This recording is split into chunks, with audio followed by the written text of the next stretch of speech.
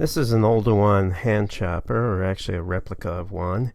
And it's sort of it would fit comfortably in your hand. It's fairly small. It's a biface, which means it has flakes taken off on two sides, as you can see here. It's very simple. So the number of steps used to produce an older one chopper were very small, maybe a couple of steps. To produce it, you're taking off maybe 4 flakes or something like that. And still this required hominids to have some intelligence to be able to figure out how to do this. And this is typical of the earliest tools used by Homo habilis. When you get to the next evolutionary stage, Homo erectus was the size of us today, or maybe even larger. What you can see is they develop an even more complex hand axe. They're getting more cutting edge per raw material. It required several more steps to make, as you can see here. Flakes taken off. It's obviously a biface, but still many more flakes taken off on either side. So more complex, more cutting surface. Let's go to the next stage. So the next stage are Neanderthals, right? So these are sometimes called archaic Homo sapiens. These hominids were found in Europe and the Middle East. If you've taken human evolution, you probably reviewed this. Now, many people believe that Neanderthals were not replaced by modern humans, but actually most likely interbred with modern humans who are coming into the Middle East and Europe. And Neanderthals had a larger brain than early Homo erectus, and they could figure out how to make stone tools a little bit better. And the techniques that they developed, and this period is called the Mousterian. So we've looked at Oldowan, we've looked at Homo erectus, Acheulean. You won't have to memorize these terms, by the way, but I'm just giving you the terms that archaeologists use. Mousterian, right, are typical of Neanderthals, or this is the time period of Neanderthals. And Neanderthals developed a technique called the Levallois technique. What this is preparing the core to be a certain shape so that you could take multiple flakes of approximately the same size and shape from it. Right? So rather than having one core, one tool, or taking a flake and maybe just using a rudimentary flake, actually preparing the core, as you can see here, shaping it, and then taking a flake off, but that allows you to take several flakes off of that core of approximately the same size and shape. So here's one flake. You could then hit this core again right about here, and you would get another flake approximately the same size and shape. And you can do this over and over until the core is completely used up.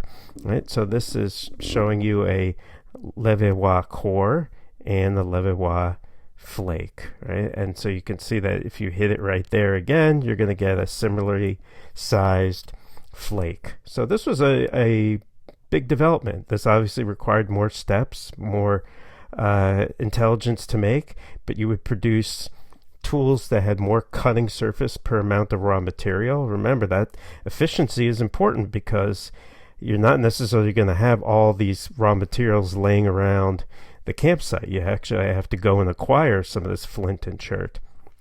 So efficient use of the raw material, and the tools get smaller from what we saw with Homo erectus. When we get to us, anatomically modern humans, right, with that,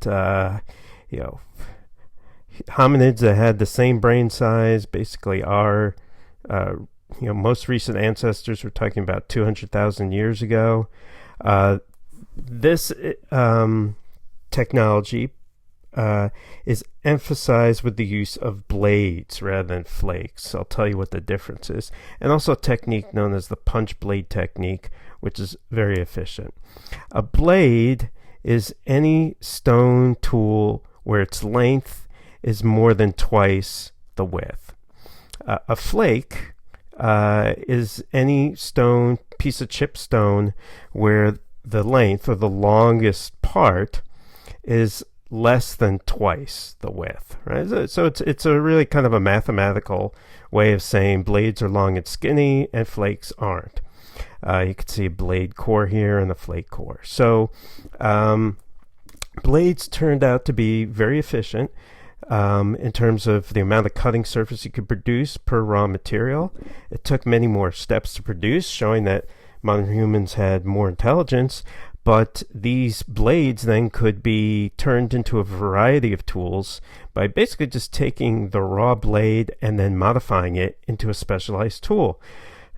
This is something you're going to see, and for your exercise, you're going to look at several blade tools, or tools that were made from blades, and try and figure out maybe what they were used for based on the shape. Okay, so in order to do something like this, you'd produce a blade core, get a flat striking surface, right? And then you would be able to prepare it, take flakes off the different sides, and then you would use what's known as the punch blade technique. So a lot of this was done through pressure. You get a long billet, maybe a piece of wood with antler at the tip. Use your body weight to knock off blade after blade after blade after blade, right? You could keep doing this on this blade core until the whole thing was completely used up. You could produce, something like this core, just guessing, but 40 some odd, maybe even 100 blades produced from that core. All of them could be modified into different tools. Well, we also find this is when things like indirect percussion, which we talked about before, and pressure flaking that we talked about before, this is when we start to see these techniques, not earlier, right? So earlier we would basically had hard hammer, soft hammer techniques. Now we see more refined techniques during this time of Homo sapiens, also called the Upper Paleolithic. Right? They would create burins. Burins are specialized stone tools.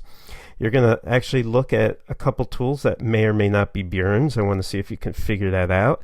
But burins were specially created so that they could carve needles out of antler or bone. Right? That is, modern humans were making tools whose purpose was to make other tools. Right? So that shows definitely some forethought and planning. They also used bone tools. This is really when we start to get the use of bone in addition to lithics. They would use bone and antler for atlatls. This is when we start to see a little later on the bow and arrow. Harpoons for fishing. So this is an atlatl or spear thrower. A bone harpoon. Okay. And again, this is when you see not just not just soft hammer, but indirect percussion. We're using kind of like a chisel, right? And also pressure flaking, where you're taking small pieces off by using pressure, and you can then produce a variety of tools from the blade. So from the blade, you can modify it to something like this, or like this, or like that, right? Using things like fluting, so taking off of flakes to produce a certain shape, and this tool would have a specific function. Okay, so what are some of the trends? Again, like we talked about before, one important trend is that the steps to make the tools increase over time. Tools become more complex. They become more varied over time, and there are more steps required to make them.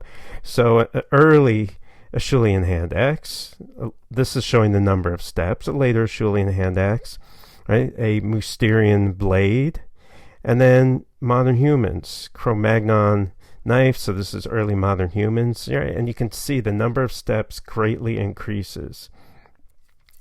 The efficiency of the tool and the effectiveness of the tool also improve, right? So when you look at early hominids, right, like Homo habilis, from a pound of flint, they could get about 3 inches of cutting surface. Homo erectus, per pound of flint nodule, they could get about 12 inches of cutting edge. Neanderthals, they could get about 30 inches of cutting edge. And modern humans could get 30 feet of cutting surface per pound of raw material. So that is a real increase, right? Okay, so in general, what we see as tools become more complex, they require more steps, they become more efficient in terms of the use of the raw material. They tend to get smaller over time, right? Especially from Homo erectus to Neanderthal to modern humans. And they're more effective. Right? Okay, let's take a look at different kinds of typological analyses that you can do with stone tools. You're going to do a little bit of this yourself. But just like we talked about with pottery, you can create typologies with lithics. You could create a stylistic typology, chronological typology, functional typology, technological typology, right? Just like you would do with ceramics, but based on the criteria of the stone tools. And again, they would tell you different things. So if you use a morphology typology in the beginning, that is, you categorize, let's say, arrowheads or projectile points according to their criteria, right? That is, what kind of stem do they have? What kind of notching do they have? What is the shape of the overall shape? Right? That is, does it taper? Does it bulge at the bottom? That kind of thing. If you're able to describe projectile points, it turns out that in North America, you can then use that to create chronological typologies. You're going to play around a little bit with this, but when you find a projectile point and you're able to kind of tick off the criteria, you'll be able to fit it into a chronological typology and then figure out how old that projectile point is. There are some people that could do a lot of this by sight. You know, they sort of memorize the typology, and if they're walking in the field in Michigan and they find an arrowhead, they can give you the approximate date. They could say, oh yeah, that's late woodland, that's early archaic, that kind of thing. You can also look at function. So tools, these different stone tools are going to be used for different things. Cutting plants, cutting meat, hunting, removing the fur from an animal, drilling, that kind of thing.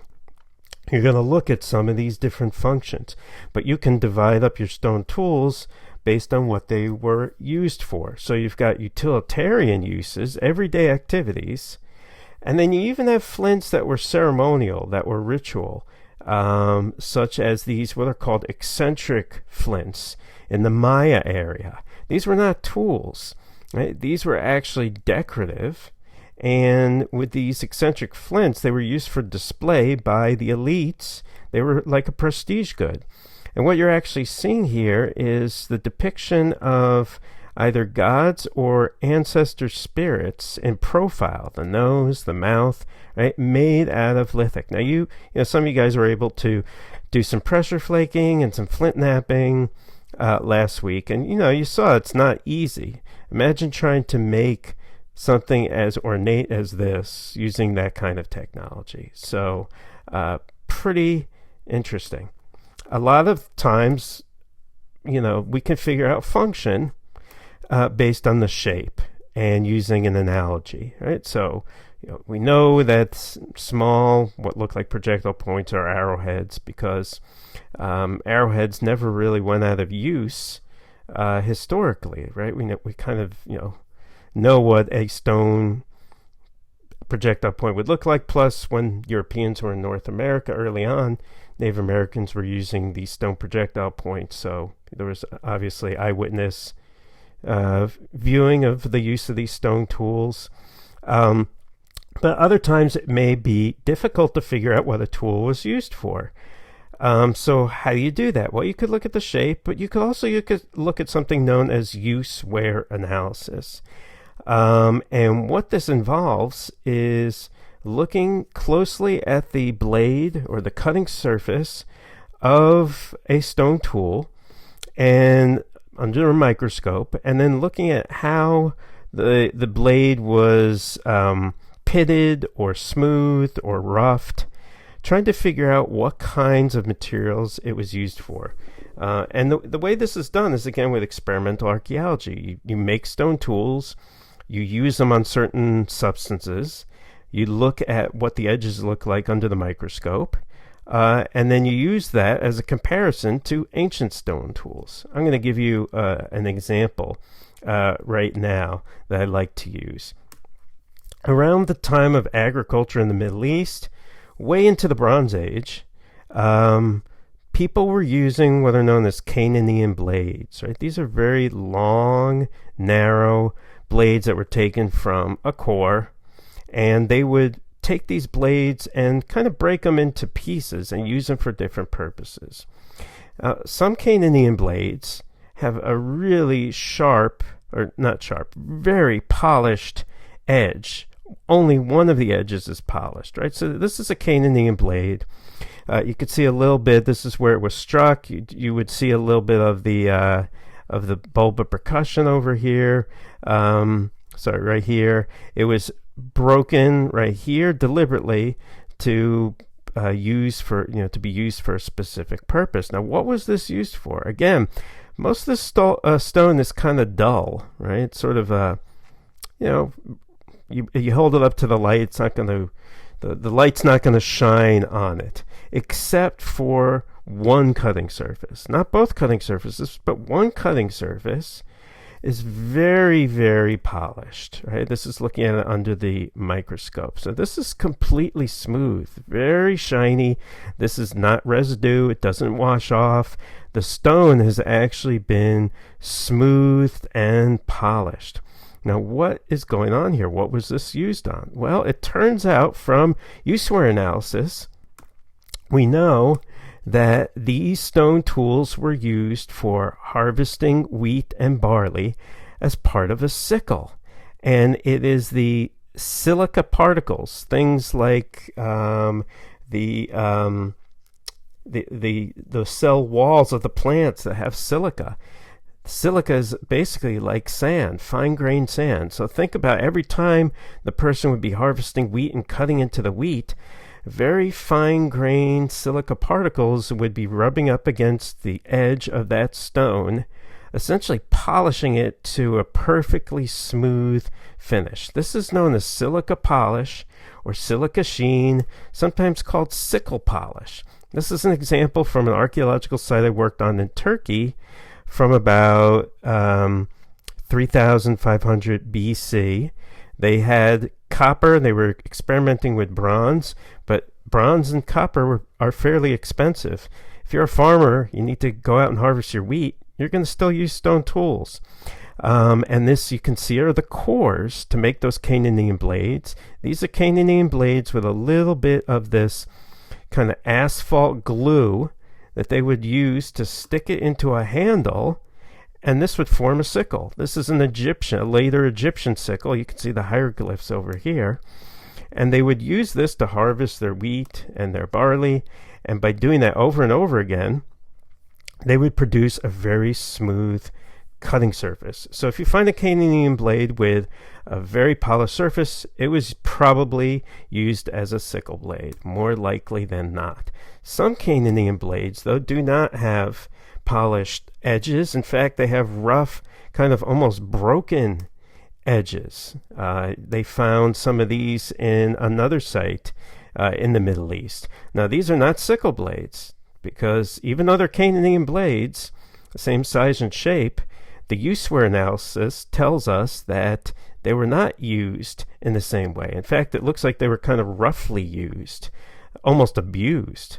So what did they use these Canaan blades for? Well, from experiments and from ethnography, they could tell that these blades were used in what's known as a threshing sledge. This is not Middle East, water skiing, right? The donkey's pulling this individual, this man over here. He's standing on a sled, and on the bottom are all of these Canaan blades. They still use this today in some parts of the Middle East. All of these Canaan blades are used to thresh.